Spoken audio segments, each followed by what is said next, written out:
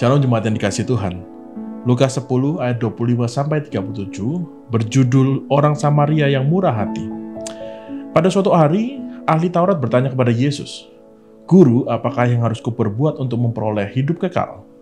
Jawab Yesus, "Kasihilah Tuhan Allahmu dengan segenap hati, segenap jiwa, segenap kekuatanmu, segenap akal budimu, dan kasihilah sesamamu manusia seperti dirimu sendiri."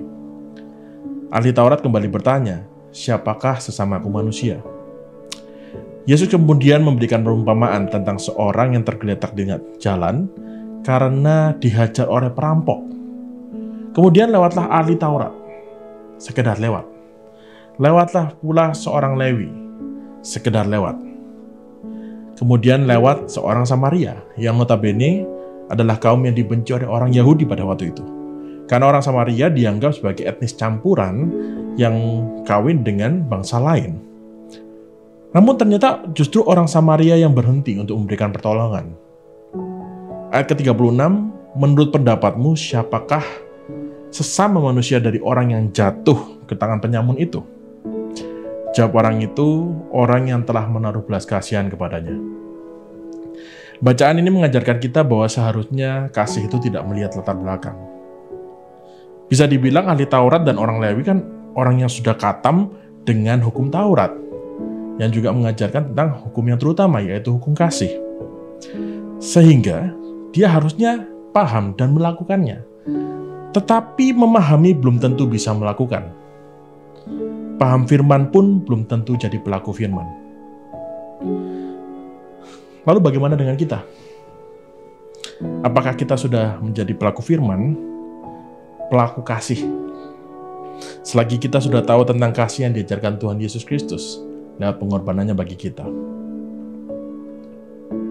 Bukankah seharusnya kita tidak hanya sekedar memahami, tapi juga menjadi pelaku kasih? Mari kita berdoa. Berikan ku hati seperti hatimu, yang penuh dengan belas kasihan. Berikan ku mata seperti matamu, memandang tuaian di sekelilingku. Berikan ku tanganmu untuk melakukan tugasmu.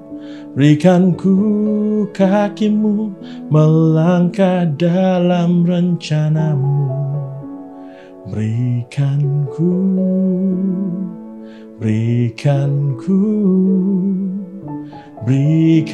ku hatimu.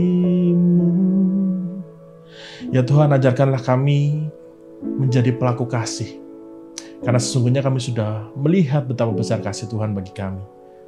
Ajarkan kami, berikan kami kekuatan untuk menjadi pelaku kasih, bukan sekedar memahaminya ya Tuhan. Terima kasih atas firman-Mu hari ini. Kiranya Tuhan yang memberkati kami Tuhan. Terima kasih. Di dalam nama Tuhan Yesus Kristus kami berdoa. Amin.